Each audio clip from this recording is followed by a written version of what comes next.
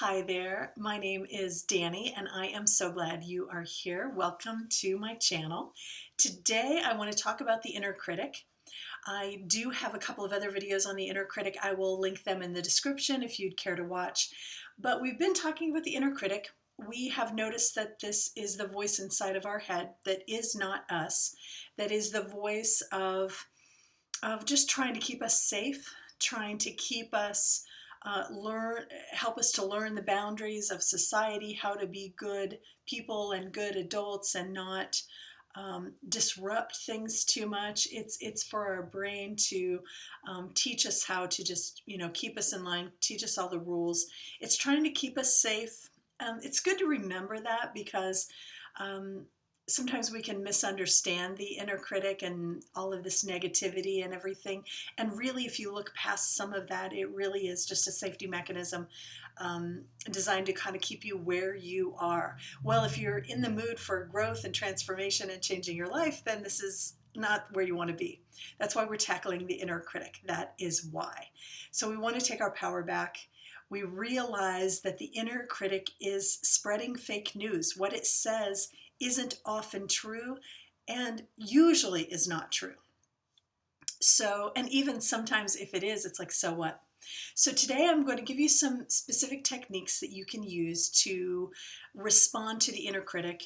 I'm using inner critic here now and in general. These techniques will work with any thought that you have that takes you away from where it is you want to go, where it is you are growing into. For example, a lot of times my inner critic will not be like hateful and mean. My inner critic can sound comforting and it can sound like almost like self-love or self-care. For example, doing a lot of hard work and the inner critic comes in with, well, there's popcorn and Netflix over here and you really deserve a break. You've really been working hard. Why don't you just take a little one and then you can get back to this later. There's plenty of time. I'll describe that as inner critic because that voice is trying to keep me where I am. But what I know about me is that often that voice is pulling me towards denial and pulling me towards avoidance because those are some of my big pitfalls. So I know that about myself, and it's really from kind of paying attention to the inner critic and seeing what they're saying. And then you'll have to kind of feel your way through. So those questions of how can I tell if it's the inner critic? It's basically going to be anything that takes you away from the growth, the creativity, the dream, the goal that you are working toward that you know in your heart is something that you really want. So it's anything that pulls you away from that. So ways to fight the inner critic. You can do it in a couple of different ways. You can literally write down things your inner critic is saying, like in a journaling process, and then come up with responses and write them down. Sometimes this is helpful in the beginning. As you progress, then you'll be in the position where you are doing it every day. You're confronting thoughts from your inner critic every day. One thing that I have found that helps me do that are sticky notes. So I will put up sticky notes that say inner critic or that say Helene, okay? My inner critic is named Helene. We named the inner critic in video 1. Again, that link will be in the description. So mine is Helene. So I will write Helene on a note card and put it a few places around my house or in my car, on my dashboard or whatever, so that when I glance at it, I'm aware and I tune in to the inner critic.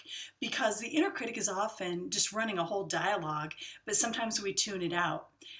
More often, though, we're not exactly tuning it out. We're kind of incorporating it. We're kind of taking everything it says as true, whether we realize it or not. So this is going to call attention to it. Once we have the attention, we can do all kinds of things. We can, number one, we can answer it. Sometimes that answer is a big flipping of the bird. It's a big F off, okay? This is one of my personal favorites. But if you are not, enjoying that language or anything, use your own language. But it's basically like, buzz off, I'm not listening to you today. Another one I like is the no, no, no, no. Do you ever do that? I used to do that when my kids were younger, maybe teen. Sometimes when I just didn't want to hear the excuses or didn't want to hear whatever it was, you just kind of plug your ears and go, nah, nah, nah, I'm not listening to you today, the inner critic. It'll come in like, oh, there's Netflix, there's popcorn. I'm like, nah, nah, nah, nah, not listening. Thank you for the suggestion. Not going to work today, not participating. Thank you, though. See how this awareness can just dissolve things immediately if you have an answer, if you sometimes coming up with answers ahead of time is helpful, especially if you're kind of a non-confrontational person, or if these inner critic thoughts have been running in the background and you haven't noticed them before. So pay special attention to them. Also, I have to mention, if you are paying more attention to these inner critic thoughts and you are actively working to bring awareness and take the power back, which is what we're doing right now, then you might even expect them to get worse for a while before they get better. And we know that's how it is. You have a project, you're cleaning out your closet, you start with a mess, and then after a while, you're pulling things out, you're doing things, it looks even worse than when you started originally.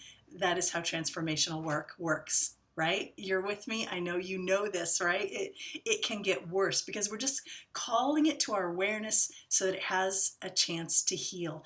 I know when I was working on this, because I'm doing this with you, I don't talk about anything in the channel that I'm not actively doing. This is me going on my journey, sharing it with other people. So I've done a lot of inner critic work. I've done a lot of self-love work. And so I was like, I don't even know if mine's really all that active or all that anymore, because I'm in a place where I'm in a pretty good momentum. I'm doing a lot of things that I'm working toward my goals and things. And then I was like taking the time to actually listen. I'm like, oh yeah, she's still alive and well. So even if she's a little hidden, just know that, expect that. What else? So inner critic says something, maybe it's true, maybe it's not, maybe it doesn't even matter. Yeah, so what if you don't think I'm smart enough? And you can answer it back like you, not I, right? We have this separation now between us and the inner critic. We know it's not us. So when it says something, we can say, oh, yeah, I've heard that from you before. I know you think I'm not smart enough, but I know you're just trying to keep me safe. I appreciate your feedback. I'm going to go ahead and do it anyway. This acknowledgement, just noticing, is so powerful, you guys. And you know, you probably already know this. This is a lot of reminder. I've heard so much of this stuff and even taught this stuff before, and I'm going through it again. And it's always, you know, one of my friends describes it as the parking garage. So you go around and around and around, and you're like, didn't I cover this ground before? And you end up, you feel like you ended up where you started. And in fact, you are one level up where you started. So then you go around and do it again. So that's what a lot of this transformational work is like, especially when we're working with thoughts in our brain and overcoming some of those. Keep in mind, it took your whole life to build up all of these. Don't expect them to go away overnight. They're never going to go away. But you can take your power back and choose not to believe it, choose not to accept it, choose not to let it rule the day. So I made a few notes to make sure I didn't forget anything. Let me just make sure it's coming up so it can be healed. Oh, that's the truth.